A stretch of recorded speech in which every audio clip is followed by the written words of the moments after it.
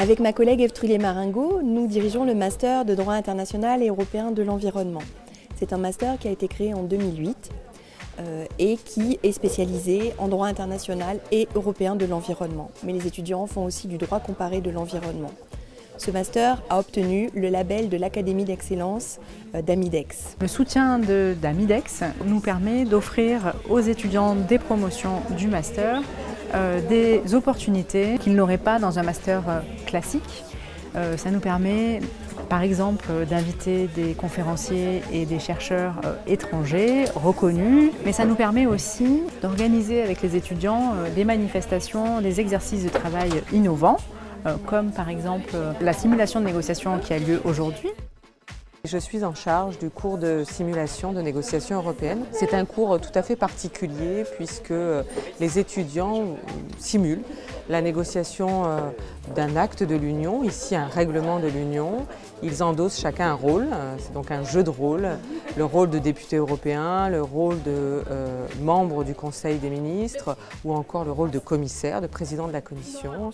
Et ils vont négocier à partir d'une proposition qui est une proposition réelle, qui n'est pas une proposition fictive. Ils vont négocier d'abord officieusement au cours de plusieurs séminaires et puis aujourd'hui, officiellement, la séance d'aujourd'hui est dédiée aux négociations officielles. Ce matin, le Parlement a négocié, cet après-midi, il s'agit du Conseil.